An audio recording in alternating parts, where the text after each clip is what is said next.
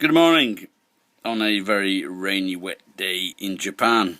Anyway, last night I was watching a few videos on YouTube and I came across one by Ryan Boundless called Gaijin Hunters. I watched a couple of his videos and I wasn't really too impressed with Ryan, and I told him so. And his video was called Gaijin Hunters. Now, there are a few people like this in Japan who complain about Japanese people coming up to them and trying to get something for nothing. Well, they're not trying to get something for nothing. They've been studying English and they like English things, they like American things, they like speaking English. And sometimes if you're gaijin, they'll come up and help you if you need help.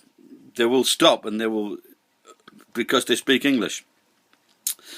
And so sometimes amongst foreigners this attitude prevails that, you know, if you want to speak to me it's going to cost you some money, you know, and whereas they're just being friendly. The other day I was in Osu and this guy just started speaking to me, and I replied to him, and he spoke good English, and I said, you know, where did you learn your English? And he'd been in Guam, and so we just had a conversation, you know, no simple as that. Took 2, 3, 5 minutes. Doesn't hurt at all. He just wanted to practice his English, or maybe just that human nature to show off that he could speak English. And I have done the same thing in London on the trains. I've picked out Japanese people and started speaking Japanese to them. Okay, it might be a bit arseholistic, but it's just human nature to want to show off. You might be in front of friends, I don't know, but it's human nature to want to show off to people that you can speak their language. But how would you feel if you were a foreigner and wherever you're from, whichever country you're from, and you've never been to Japan, and you like Japanese things, but not only do you like Japanese things, you like it so much, you have studied Japanese by yourself, and you can speak to it, you can say a few things in Japanese. So how would you feel if you went up to a Japanese person that you saw in your country, you admiring, for example, it could be karate, judo, it could be ikebana, it could be anime, cosplay, and you have a manga in it, and you have a great interest in this. And you went up to this Japanese person and he just brushed you off and just said, look, if you want to talk to me, it's going to cost you $50 an hour. Just how would you feel about that person? How would you feel about Japan if someone took that attitude towards you? There could be Japanese people like that overseas. I don't know.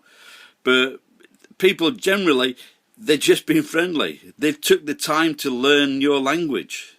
You know, so please don't take this attitude, if you want to speak to me, it's going to cost you. They're just being friendly. And for example, it could turn out there could be something in it for you. There might be like a job for you. But if you take that attitude straight away, you know it's going to cost you. And of course, like Ryan said, there are sometimes some weirdos out there, without a doubt.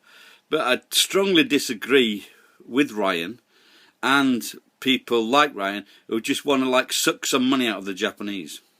So please be friendly to Japanese, and like I say, just imagine what it would be like if you were speaking to Japanese people outside of Japan, and you wanted some information or just to be friendly, and they said to you, it's going to cost you. It's not a good impression to leave behind that you want money for talking to people just for 5 minutes. Anyway, like I say, so hopefully, like I say, I disagree with Ryan. He did reply to me, and so like I say, I've got no hard feelings, but I hope that Ryan, after these years, he's softened his attitude towards this thing, and hopefully if other people are out there, I hope you can soften your attitude as well. So anyway, thanks a lot for listening. Bye bye. Please share, subscribe, and look at my funny videos. Thanks a lot. Bye bye.